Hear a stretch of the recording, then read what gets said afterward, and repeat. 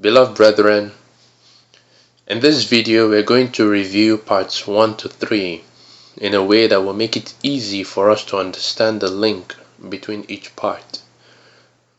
As we do this, we will also have a sufficient reminder of the things discussed in these parts so that we have a good flow when we get to part 4. I trust our faithful God to assist us in understanding His truths. Amen. In part 1, we considered Daniel chapter 2 and Daniel chapter 7. In those parts, that is, in those passages, we saw the timetable of God's plan. We saw that He has ordained that a total of 5 kingdoms rule the world before His kingdom is established upon the earth. Looking into history, we saw that of the 5 kingdoms, 4 have already come and gone, while the 5th is gradually being formed in these days.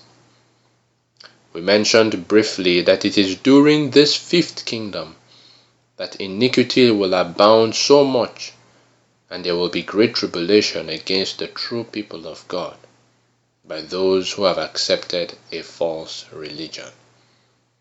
As such, we were further motivated to know what this 5th kingdom is, since it will be established in our time. Because the Lord had already revealed the secret, we knew the path to find the answer, so we proceeded step by step. We observed that in Daniel chapter 7, all the 5 kingdoms were represented as 4 beasts. We knew this because in Daniel chapter 7 verse 23, the angel said, "The 4th beast shall be the 4th kingdom upon the earth." This helped us to know that the 4 beasts actually represent kingdoms. The first beast represents the 1st kingdom, the 2nd beast represents the 2nd kingdom, the 3rd beast represents the 3rd kingdom, while the 4th beast represents both the 4th kingdom and the 5th kingdom. We went ahead to consider this 4th beast since it will give us some information about the 5th kingdom. In Daniel 7, we were simply told that this 4th beast had 10 horns, but the Lord helped us to identify that this 4th beast is the same beast mentioned in Revelation 17. In Revelation 17, we were given an extra detail about this beast. We were told that the beast not only has 10 horns, but it has 7 heads and 10 horns. The Lord again helped our understanding by revealing that the 7 heads represent the 4th kingdom, which was the Roman Empire, while the 10 horns represent the 5th kingdom, which we may choose to call the evolved Roman Empire. In part 2, we considered these 7 heads and how they relate to the Roman Empire. We did this because the Lord helped us to understand that one of these heads will return as the 5th kingdom. We understood by God's grace that since a beast represents a kingdom, then the head of the beast represents the government over the kingdom. We then considered by God's grace that if we are told that the beast has 7 heads, then it could have 2 possible interpretations. The first interpretation is that there are 7 governments ruling over the kingdom at the same time, possibly a case where the kingdom is split into 7 parts and each part has a government over it. The second interpretation is that the kingdom phases through 7 forms of government, such that only one form of government rules at a given time. The Lord opened our eyes to understand that the second interpretation is correct in this case. This is because In Revelation 17 verse 10, when the 7 heads were being explained, the angel said, "And there are 7 kings, 5 are fallen, 1 is, and the other is not yet come. When he cometh, he must continue a short space." This statement hinted to the fact that the 7 forms of government do not rule at the same time.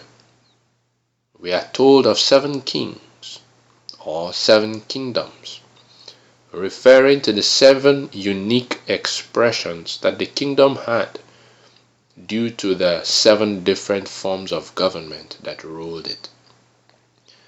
We are told that at that time, that is, when the whore was sitting upon the beast, as was shown in verses 1 to 3 of Revelation 17. So at that time, it says 5 forms of government had passed. 1 was operating, while the 7th had not yet come. This meant that only 1 head ruled at a given time, thus confirming that the second interpretation was correct. We looked into history to see if the Roman Empire actually phased through 7 forms of government, and the Lord opened our eyes to see that it actually did.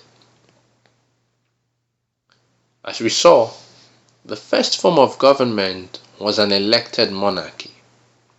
This lasted from 753 BC to 509 BC. The second was a republic form of government, where the monarchy was established and the Senate was given more governing power. This lasted from 509 BC to 27 BC. The third form of government was a principate empire. This form of government was similar to the republic. The difference was that rather than have 2 elected consuls who headed the Senate for a period of 1 year, the Senate was now headed by 1 man who ruled for as long as he lived. This person was called an emperor, and he operated in moderation, having respect for the values of equality upheld by the republic. This form of government lasted from 27 BC to 284 AD. The fourth form of government was a dominate empire with a tetrarchy. A tetrarchy means the rule of 4 persons. It was called a dominate empire because the 4 persons ruled as dominus, which means lord and master. They wielded the absolute power of government, while the Senate was reduced to simply become an advisory body, having no real governing power. During this form of government, the empire was split into 2, the east and the west half. Each half had an Augustus and a Caesar, where an Augustus was a senior emperor and the Caesar was a junior emperor. This form of government lasted from 284 AD to 324 AD. The fifth form of government was a united dominate empire, having 1 emperor. During this form of government, the tetrarchy no longer existed, and the east and the west halves of the empire were reunited under 1 emperor.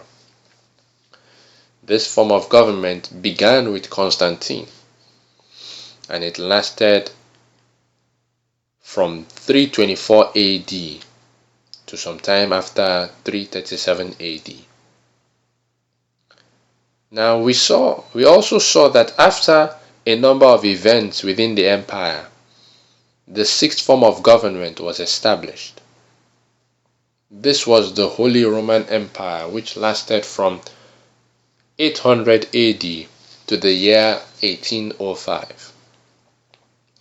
During this Holy Roman Empire, we understood that all the emperors were German. They were first of all elected as kings of the Germans, after which they had to be crowned by the Pope of the Roman Catholic Church before becoming Holy Roman Emperors. As we saw, it was during this sixth form of government that the whore sat on the empire, because it was during this period that the Pope of the Roman Catholic organization somewhat presided over the empire, being the one to crown the emperor and also having the ability to summon the resources of the empire to carry out his selfish motives. The seventh form of government over the Roman dominion was the Confederation of the Rhine, where Napoleon was the emperor, or was like the emperor. We understood that to establish this seventh form of government, Napoleon effectively wounded the sixth head to death by cutting territories off from the Holy Roman Empire to the point where he declared that the empire does not exist, and the emperor had no choice but to lay down the imperial crown of the Holy Roman Empire. This seventh form of government was established by Napoleon, and it lasted for only about 10 years, from 1805 to 1815, a relatively short period as prophesied by the angel in Revelation 17 verse 10. At this point, we had confirmed that the Roman Empire actually phased through 7 forms of government, as prophesied. But since our quest was to understand what the fifth kingdom is, we continued in the path the Lord had shown us. In part 3, the Lord drew our attention to Revelation 17 verse 8 and 11, which read, "The beast that thou sawest was and is not, and shall ascend out of the bottomless pit, and go into perdition. And they that dwell on the earth shall wonder, whose names were not written in the book of life from the foundation of the world, when they behold the beast that was and is not, and yet is. And the beast that was and is not, even he is the 8th, and is of the 7th, and goeth into perdition." Through these passages, the Lord helped us to understand that the 6th head, the one that was and is not, will return and be an 8th. In other words, the Roman Empire will have an 8th expression in these our days. And this 8th expression will be an evolved version of the Holy Roman Empire, the one that was and is not. The Lord opened our eyes to understand that this 8th expression is the 5th kingdom we have been trying to understand. As such, understanding this 8th expression is the same as understanding the 5th kingdom. Now let's take a pause and consider the diagram that is shown on the screen.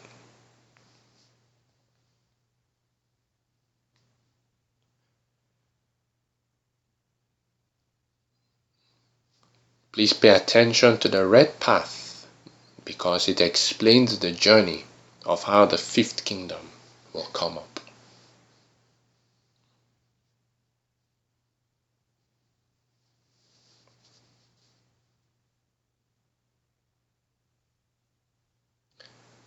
We will now continue. After realizing that we can understand the 5th kingdom by understanding the 8th expression of the beast, we proceeded by God's grace to learn about this eighth expression. We went to Revelation chapter 17 verses 12 and 13, which says, "The 10 horns which you saw are 10 kings who have received no kingdom as yet, but they receive authority for 1 hour as kings with the beast. These have one mind, and they will give their power and authority to the beast." From these verses we understood that during the eighth expression, 10 heads of state will be crowned with authority over all the world. Since verse 13 tells us that they will give their power and authority to the beast, it means that these 10 heads of state, represented as 10 horns, will devote their economic, political, and military resources to strengthen their combined rule over the world. Such a move implies that an alliance will exist among them. Now, during this period of their rule, the world will be divided into 10 political sections, with each section ruled by one of the 10 heads of state. The 10 heads of state will therefore be as kings over the nations in their sections. Nebuchadnezzar's dream in Daniel chapter 2 agrees with what we've just said. This is because in his dream, the 5th kingdom is represented as the feet of the statue. And we know naturally that the feet are divided into 10 toes. As such, the dream is telling us that the 5th kingdom, which is the 8th expression of the beast, will be divided into 10 sections. Each of these 10 sections are symbolized as the 10 toes of the feet, and each of these 10 sections will be ruled by one of the 10 heads of state, represented as 10 horns.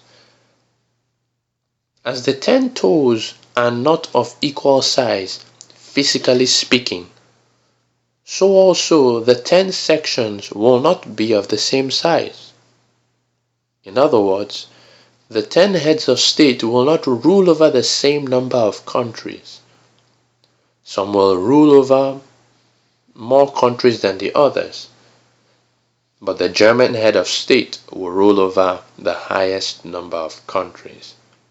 Hence, his appointment as a leader of the alliance of the 10 heads of state. This will become clearer as we move on. Perhaps to picture how this would be in those days, we can think of how the Axis alliance, made up of Germany, Italy, and Japan, dominated countries in Western Europe, Northern Africa, and Eastern Asia, respectively, around the period of World War II. Each of the 3 heads of state, that is, Adolf Hitler, Benito Mussolini, and Prime Minister Hideki Tojo, ruled a number of countries they had subdued, and they worked together to maintain their combined dominion over these nations. In similar manner, there will be the 10 heads of state that will form a political, economic, and military alliance. They will be strong to subdue nations economically through debt and economic funding treaties. This will be the way they will begin to subtly subdue weaker nations before displaying authoritarian tendencies. They will also be strong to subdue any nation militarily, and in doing so, they will support one another until they accomplish their desired goal of subduing all nations of the world. Another way we can picture these things is by thinking of the colonial era, during which a number of European nations conquered the world. Although at that time they somewhat operated individually, this time 10 of them will support one another in their efforts to economically and militarily colonize all nations of the world. They will be deliberate in their efforts, although the other nations may be unsuspecting. In their lending efforts, in their advancement, they will have it in mind to bring nations under their dominion, and they will be deliberate in these actions, even though the other nations might be unaware of their actual intentions. Now, by making comparison to the Holy Roman Empire, we concluded that since the emperor in the Holy Roman Empire was German, then the leader of this alliance of 10 heads of state will be a German. And as a result, this German leader will be essentially the ruler of the world. By comparison again, we concluded that since the Holy Roman Emperor had close affiliation with the government of the dominating religious organization, then the German leader will also have close affiliations with the government of the dominating religious organization in those days. The dominating religious organization in the Holy Roman Empire was the Roman Catholic Church, and its government was made up of the Pope and the hierarchy of the bishops. But during the 8th expression of the beast, that is, during the era of the 10 heads of state, the dominating religious organization will be a worldwide religious empire whose governmental structure will be similar to that of the 8th expression of the beast. For this reason, this religious empire is referred to as the image of the beast, or simply put, the religious replica of the beast. The government over this religious empire is represented as the beast of the earth. We remember that a beast represents a kingdom or an organization of people with a defined head. As such, the beast of the earth refers to an organization made up of people of the earth. As we will see clearly in part 4, there are 3 categories into which people are split: the sea, the earth, and the heaven. The earth refers to persons who outwardly associate themselves with Christ, but inwardly rebel against him by refusing to obey his spirit and choosing instead to maintain their wicked ways. Such are the persons that make up the beast of the earth. Now, this beast of the earth is an organization that is strictly made up of false prophets. So these people of the earth are actually particularly not just people of the earth, but the ones that are false prophets, that have come to a position of ministry, like bishops somewhat, but the scriptures refers to them as false prophets. This organization of false prophets will be formed by an alliance of the governments of major Christian church organizations, just as the government of the 8th expression of the beast will be formed by an alliance of the governments of 10 European nations. These church organizations will include the Roman Catholic Church and other church organizations similar to it, especially the ones that have similar traditions with the Roman Catholic Church, but have split from it because of some disagreement or excommunication. Now, these things are not far-fetched. That is referring to how the government of there are certain churches that will unite, and not just the people but the government, to be a combined government, a unity of their hierarchy of bishops and their so-called spiritual leadership will unite and collectively form this body of people referred to as the beast of the earth, and they will govern this world religious empire that will be the dominating one during the era of the eighth expression of the beast. And as we said, it is not far-fetched to think that they will unite, because the Roman Catholic Church leadership is already having talks with churches it considers as its sister churches. Now, among these sister churches, for example, a major one, which is supposed to be the next greatest one with the second highest members, the Eastern Orthodox Church. And we also have another one, the Assyrian Church of the East.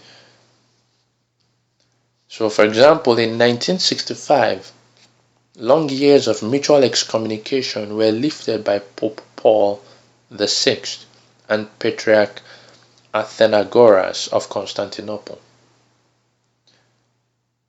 They have begun to gradually recognize one another as having valid traditions, and the idea of unity among churches is increasingly being talked about by them. Also, in 1994, Pope John Paul II and Patriarch Marcinka IV signed the Common Christological Declaration in an ongoing effort to resume a harmonious relationship between the churches.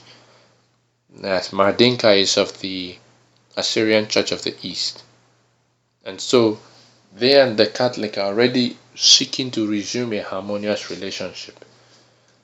Now, we will keep seeing things like this, talks between the Roman Catholic and its sister churches, because looking onto history, at some point they were supposed to be one, but by reason of some division, separation, disagreement, political issues, they separated. And there's this category of them. We'll mention more of them in part 4. I think about 6 of them to particularly look out for. It should not be much of a surprise when they begin to unite.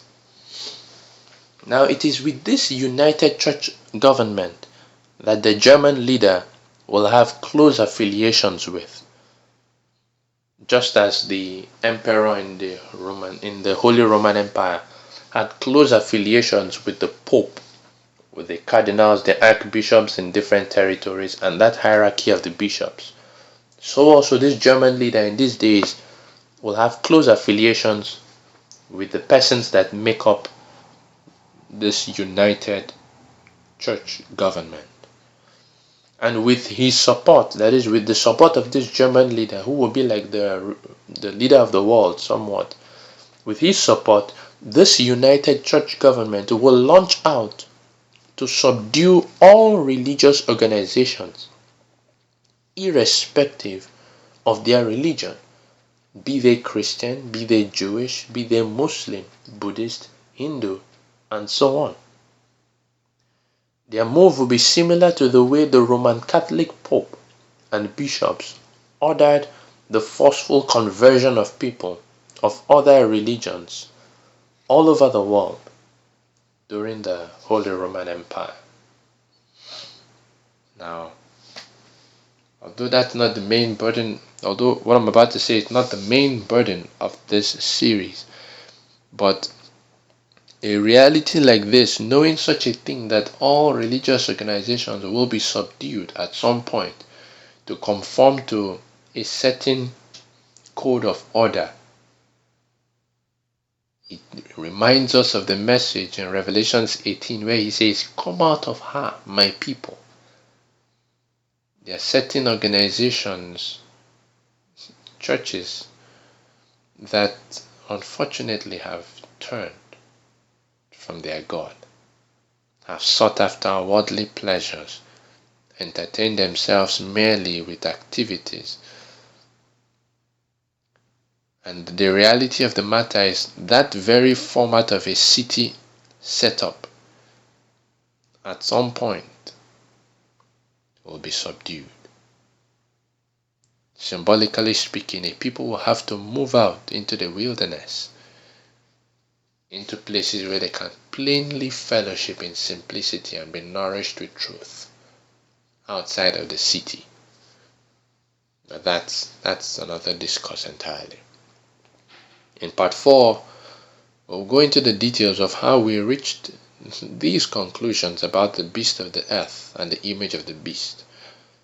And in a subsequent part, we will also look into the mark of the beast, which will be imposed on people by the beast of the earth through the image of the beast. We trust God to open our understanding as we look into these things, so that we can be aware of the things that are about to happen and conduct ourselves wisely as Noah did in building the ark before the floods came. Amen.